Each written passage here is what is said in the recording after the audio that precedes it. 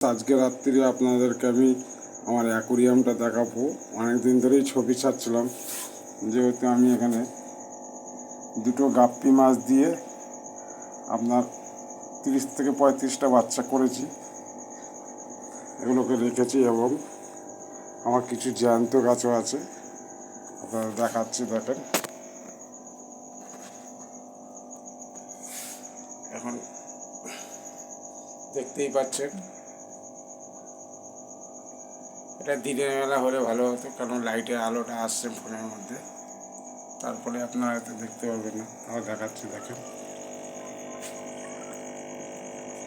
আপনাদের কেমন লাগছে অ্যাকোরিয়ামটা। আর এই অ্যাকোরিয়ামটা আমার নিজের হাতেই করা, 2-3 বছর বয়স হয়ে গেল। এর মধ্যে ছোটো ছোটো বাচ্চা আছে,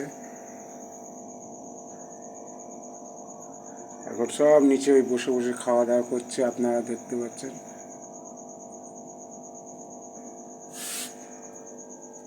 এখানে আমি মানি প্ল্যান্ট গাছ লাগিয়েছি, প্রত্যেকটা গাছই ভালো, অথচ আমার এই আগাগুলো কিসে খেয়ে নিচ্ছে বা কোনো একটা অসুবিধা হয়েছে, শুকিয়ে যাচ্ছে প্রত্যেকটা আগারই।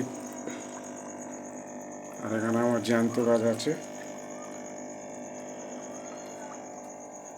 আর আপনাদের এই ভিডিওটা কার কার ভালো লাগলো আমাকে একটু কমেন্ট করে জানাবেন। এখানে আমার আর একটা জ্যান্ত গাছের আছে, এটা একটা প্লাস্টিক ডাব্বার মধ্যে, এটাও একটা জ্যান্ত গাছ, আপনারা দেখতে পাচ্ছেন।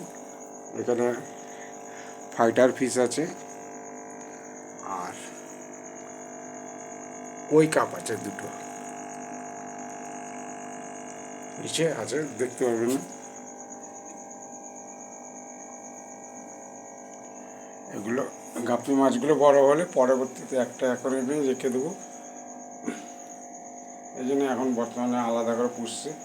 নাহলে মেল ফাইটারটা আমার গাপ্পি মাছের বাচ্চাগুলোকে সবই খেয়ে নেবে, বুঝতেই পারছেন। যারা মাছ পোষেন তারা জানেন। আর ভিডিওটা দেখে লাইক করবেন, চ্যানেলটা সাবস্ক্রাইব করবেন, কমেন্ট করবেন আর শেয়ার করে দেবেন। এই যে বাচ্চাগুলো এখন দেখা যাচ্ছে, এগুলো এখানে শেষ করছি।